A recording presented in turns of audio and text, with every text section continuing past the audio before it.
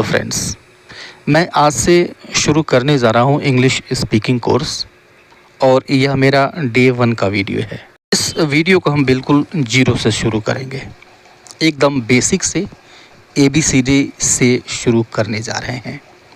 और आपके लिए ज़रूरी यह होगा कि हर एक वीडियो को बिना स्किप किए हुए देखें और प्रैक्टिस के लिए जो चीज़ें बताई जाती हैं उनको करें, ईमानदारी से, ईमानदारीपूर्वक करें, तो फिर आपको बहुत बेहतर रिज़ल्ट विदिन 10 डेज़ 10 दिनों के अंदर दिखना शुरू हो जाएगा। क्योंकि सबसे जो इम्पोर्टेंट चीज़ है वो है प्रैक्टिस।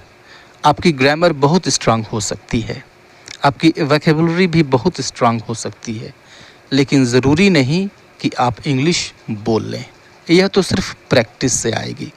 तो जिस तरह से आप हिंदी मीडियम के स्टूडेंट्स रहे हैं या फिर हैं, उसी तरह से मैं भी हिंदी मीडियम का स्टूडेंट रहा हूं और मेरे लिए भी यह एक चैलेंजिंग टास्क था। लेकिन अगर हम किसी चीज़ को एक प्लानिंग के तहत योजनाबद्ध तरीके से अगर करते हैं, देन नथिंग इज़ इम्पॉसिबल, तो कुछ भी असंभव नहीं है। आइए इस वीडियो को हम शुरू करते हैं। अब देखिए कि आपको याद होगा कि सबसे पहले जब आप स्कूल में गए तो आपने वहाँ पर अल्फ़ाबेट्स सीखा, ठीक है।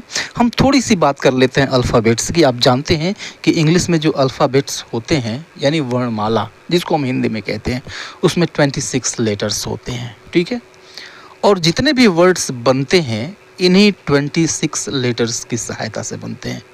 ABCD और XYZ, ए से लेके Z तक देयर आर 26 लेटर्स। क्या कहते हैं इनको हम? लेटर्स। अलग अलग इनको हम लेटर्स कहते हैं and collectively they are known as alphabets. इकट्ठे हम इनको अल्फ़ाबेट्स कह देते हैं, वर्णमाला कह देते हैं, ठीक है। और इस पूरी वर्णमाला को, पूरे अल्फ़ाबेट्स को 2 पार्ट्स में डिवाइड किया जाता है समझने के लिए। एक तो कॉन्सोनेंट होता है और दूसरा क्या होता है? दूसरा होता है वावेल। तो कॉन्सोनेंट में 21 लेटर्स होते हैं और जो वावेल्स होते हैं वो होते हैं 5, यानी AEIOU, ठीक है। तो वावेल्स का एक काम होता है, वो होता है वर्ड्स बनाना। एक जो कंप्लीट साउंड होती है उसमें कोई ना कोई वावेल होता है, ठीक है, या फिर कोई ना कोई सेमी वावेल होता है, तभी वह एक कंप्लीट साउंड बनता है, ठीक है। यह आगे कैसे इम्पोर्टेंट होता है आपको आगे चलकर पता चलेगा। तो 2 पार्ट्स हो गए, कॉन्सोनेंट्स एंड वावेल्स, ठीक है, राइट। अब देखिए कि ये जो लेटर्स हैं, ओके, लेटर्स से बन जाते हैं वर्ड्स। कई लेटर्स को आप जब मिलाते हैं, ठीक है, मीनिंगफुल तरीके से, अर्थपूर्ण तरीके से अगर मिलाते हैं तो वो बनते हैं वर्ड्स, ठीक है। अब फिर जब आप कई वर्ड्स को एक साथ रखते हैं, ठीक है, एक सीक्वेंस में जब आप रखते हैं, मीनिंगफुल सीक्वेंस में रखते हैं, तो वह बन जाता है सेंटेंस और वह अपना एक अर्थ देता है जो कि कंप्लीट होता है, राइट। और से कई सारे सेंटेंस मिलकर स्पीच बनाते हैं, ठीक है, और फिर लैंग्वेज बनता है, ठीक है। तो जो सबसे छोटी इकाई होती है, जो सबसे छोटी यूनिट होती है, वो होती है लेटर। जैसे हमने एक लेटर लिया L, ठीक है, L एक लेटर है।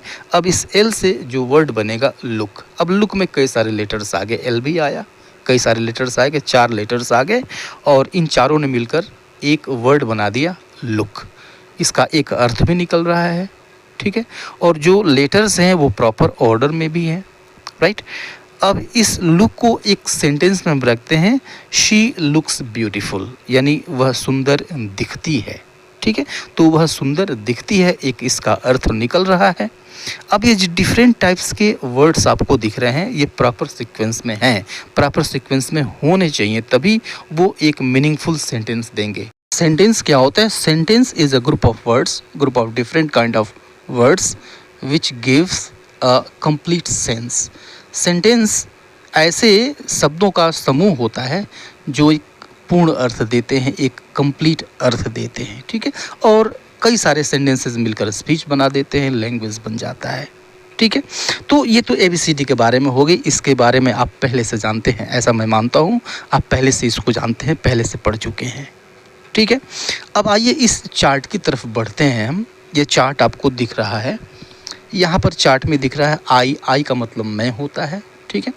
ये जो जितने वर्ड्स आपको यहाँ पे दिख रहे हैं, एक ऐसे वर्ड्स हैं जिनको हमें रोज़ बोलना होता है, ठीक है। इन वर्ड्स से हमारा पाला रोज़ पड़ता है, तो इनको जानना ज़रूरी है। आई मतलब मैं होता है, आप पहले से जानते हैं। ही मतलब होता है वह, ये लड़के के लिए यूज़ किया जाता है। शी मतलब होता है वह, यह लड़की के लिए यूज़ किया जाता है।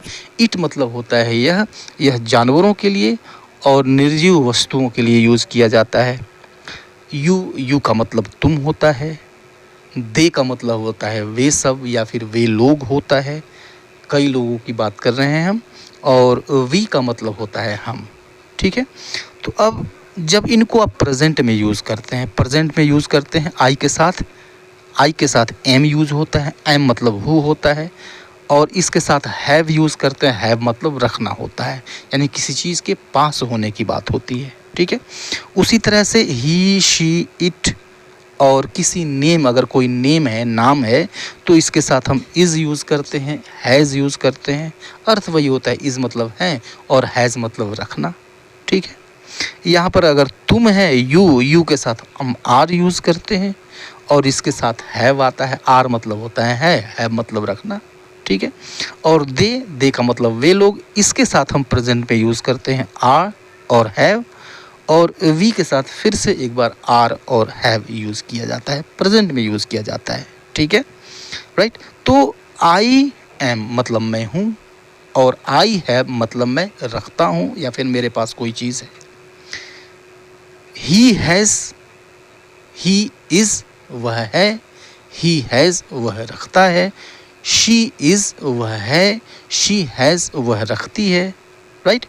या फिर कोई नेम इसके साथ हो सकता है। इसी तरह से यू आर तुम हो, यू हैव तुम रखते हो, दे आर वे लोग हैं, दे हैव वे रखते हैं या वे लोग रखते हैं। वी आर हम हैं या फिर हम लोग हैं, वी हैव हम लोग रखते हैं। तो वी मतलब हम या फिर हम लोग। तो ये तो प्रेजेंट की बात हो गई। पास्ट में क्या होता है, पास्ट में हम वाज यूज़ करते हैं, ठीक है।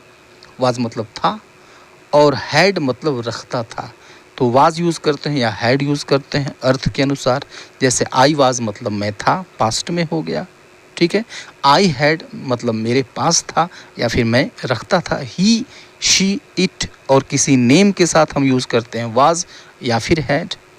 ही वाज वह था, ही हैड उसके पास था या फिर उसको वह रखता था। यू के साथ हम यूज़ करते हैं वर या फिर हैड।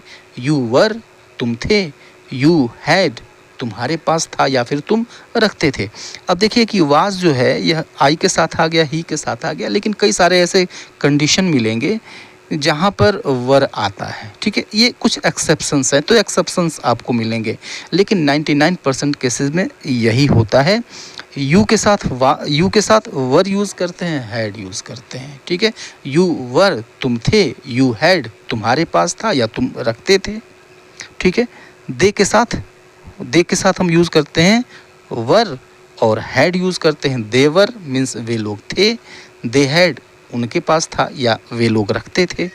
वी वर हम लोग थे, वी हैड हमारे पास था या फिर हम लोग रखते थे, ठीक है। ये तो पास्ट की बात हो गई, ठीक है, किसी बीते हुए समय की बात हो गई। अब वहीं पर जब फ्यूचर की बात करते हैं, फ्यूचर में विल को यूज़ करते हैं, ठीक है। अब देखो, जब आप पुराने ग्रामर के बुक्स पढ़ेंगे वहाँ पर आप देखेंगे कि जो फर्स्ट पर्सन है उसमें हम शैल को यूज़ करते हैं, बाकी सबके साथ विल का यूज़ होता है, ठीक है। लेकिन अब क्या होता है, जो मॉडर्न इंग्लिश है उसमें हम सबके साथ विल को यूज़ करते हैं, ठीक है। कुछ स्पेशल केसेस होते हैं जहाँ पर हम शैल को यूज़ करते हैं, ठीक है। इन केसेस को हम आगे पढ़ेंगे, जब मॉडल ऑक्सिलरीज के बारे में पढ़ेंगे तो इन केसेस को हम पढ़ लेंगे कब हम शैल को यूज़ करते हैं, ठीक है।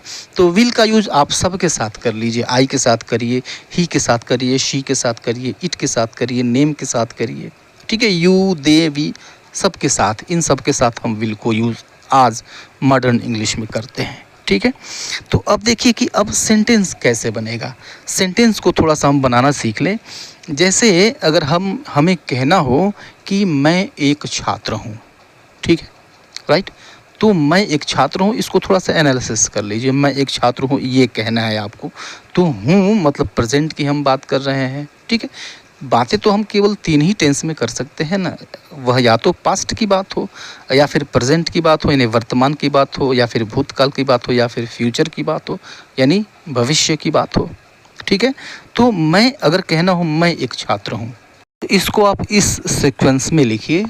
मैं एक छात्र हूँ, सबसे पहले लिखिए कौन, ठीक है, उसके बाद लिखिए है, और उसके बाद लिख लिए क्या। तो कौन, मैं, और फिर है की इंग्लिश लिखिए, और उसके बाद से लिखिए क्या।